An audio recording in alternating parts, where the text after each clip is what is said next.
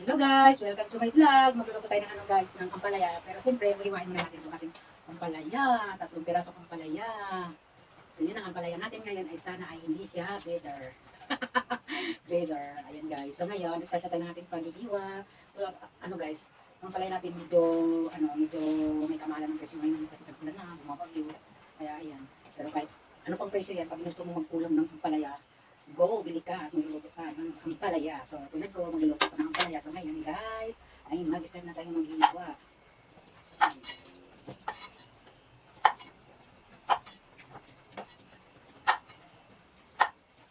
Ayan, kuha tayo ng ating kutsara para kahit natin tanggalan siya ng buto.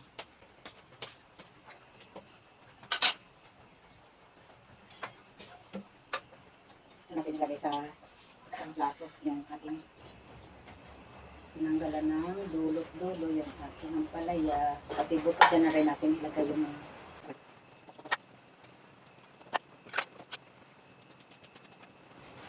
sarap mag-ulam ng ampalaya ngayon guys.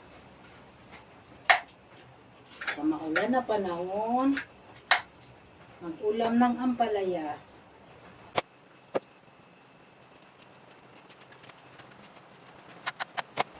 Paano nga pala magluto ng ampalaya guys para hindi siya mapait?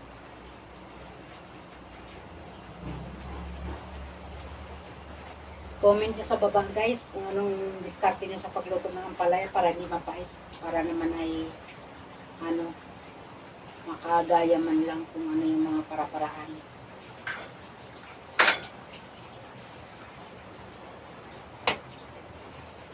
Kasi kanya-kanya tayong pamamaraan sa pagluluto ng ampalaya. Kasi yung iba talaga guys, kapag nagluto sila ng ampalaya, hindi sila mapait magluto. Ako naman, minsan mapait, minsan hindi. Kaya minsan, naisip ko tuloy, baka depende lang yan sa ampalaya. Lalo sa mga native na ampalaya, mapait po talaga yan. Pero pag mga ganito, hindi naman siguro. Kasi minsan, nakapagluto ko ng mga ganito,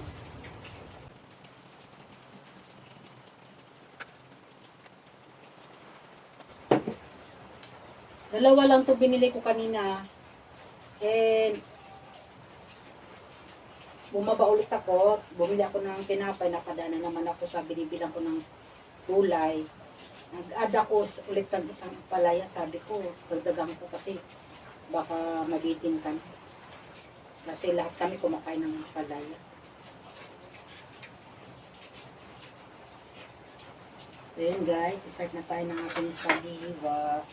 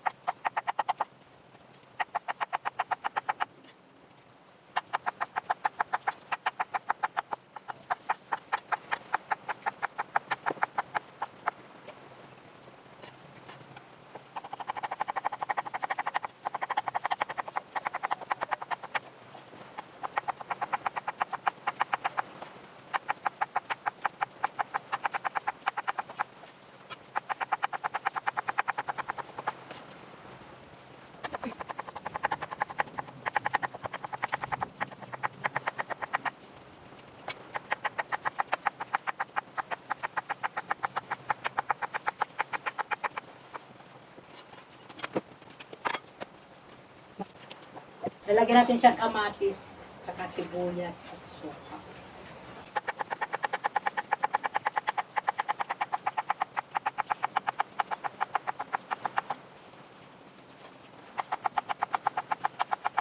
Ito.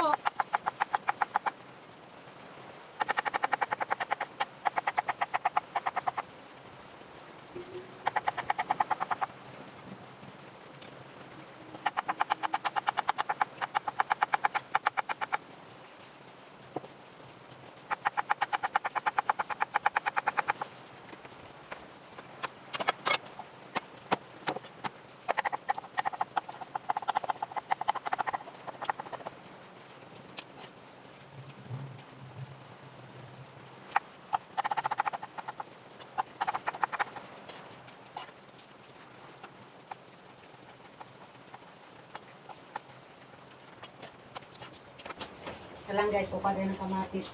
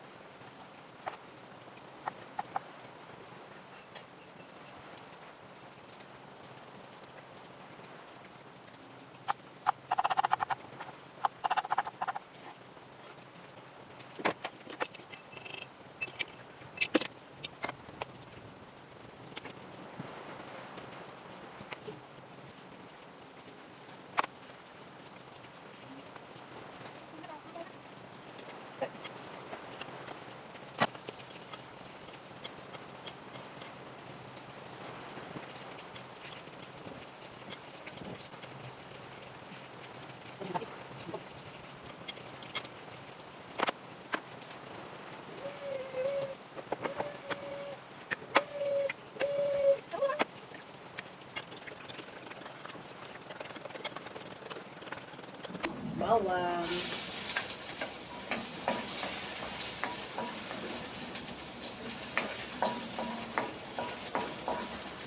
Brownin muna natin ng konti. Sunod naman natin yung ating sibuyas.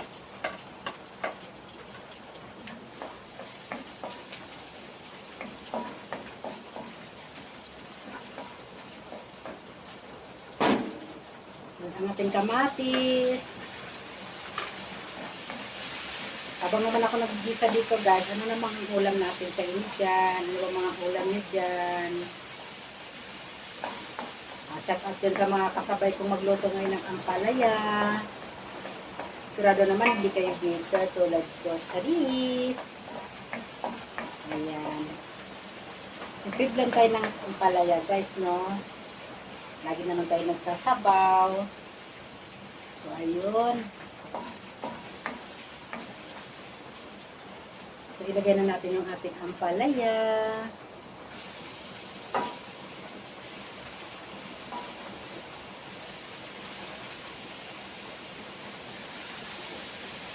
Hindi ko na siya inano sa asin guys. Dahil mukha naman siya hindi siya bitter.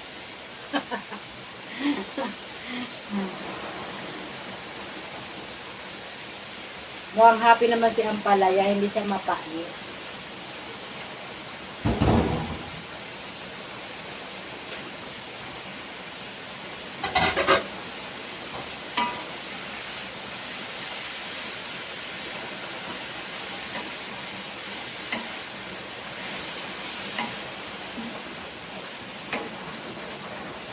Malakas ang ulan, ingat po tayong lahat.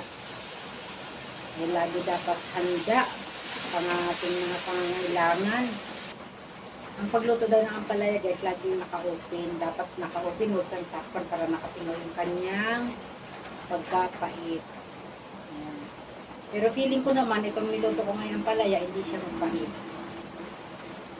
Ginawa nga pa ng atsara, yan, masarap yan. Papakin, kahit tilaw pa siya, masarap yan. Salad yan.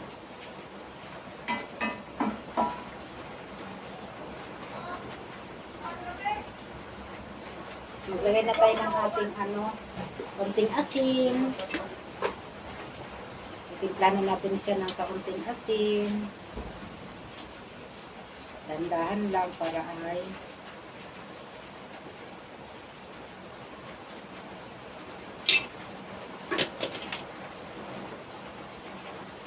maglagay na rin po tayo ng pamintang durog. Ayan. Pagsasin lang. Sarap na rin pa pala. So, haluin natin. Wow.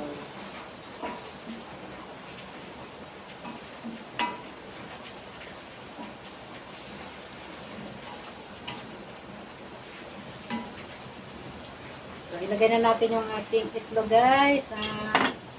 Ating scramble. Ayan.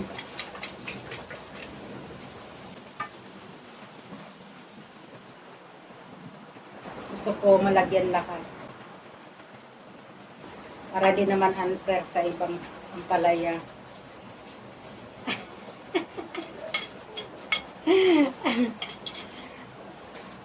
Ayan. Yummy na to guys. Tandaan lang natin yung apoy para di masunog yung itlog sa ilalim. O, di ba? Tayo natin ng konti para ay, ano. Muna yung sobrang ko yata ang paghina. Yan. Feeling ko guys, hindi siya mapait kasi kapag mapait ang ampalaya habang niluluto mo, nalalanghap mo na yung pait niya. Pero ito wala talaga guys. As in konti, wala talaga guys. Kaya maganda ito na binanting ampalaya. Malalaman nyo sa ampalaya na hindi mapait guys, so malalaki ang guhit niya. Malalaki ang guhit niya. Yan, hindi yan mapait. Pero kapag pino, yan po yung native, yan po yung sobrang pait. Pero kahit anong pait yan, basta favorito mo ang ampalaya, yummy pa rin yan. Yung iba, mas gusto nila yung mapait kasi napipil nila na ampalaya yung inuulam nila, kinakain nila. Yung iba naman ayaw. Di talaga pare-pare ang gusto ng tao.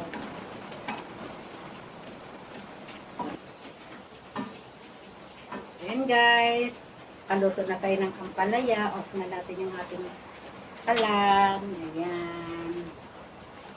So maraming salamat sa inyong panonood. Patingin ko sa inyo sa malapitan guys para makita nyo kung anong ganda ng pagkakaluto ng ating ampalaya. Ayan. Yummy. Yummy yung ating ampalaya.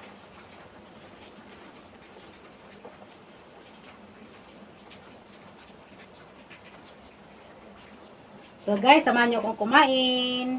Kakain tayo. Ulam natin ang palaya na may itlog at saka ang palaya na ginawa kong nilagyan ko ng atsara ba tawag doon na may kamatis, sibuyas at suka. Ayan guys. Tara, nilagyan ko rin ng sili para may kunting hanghang naman. Tara guys, kain na tayo. Kain tayo guys. Ayan. Sarap yung ating ulam ngayon. Puro ampalaya. Ito yung mga gusto kong ulam guys. Puro ampalaya. Kain tayo. Tumahan ko guys. Ito naman ay yung ating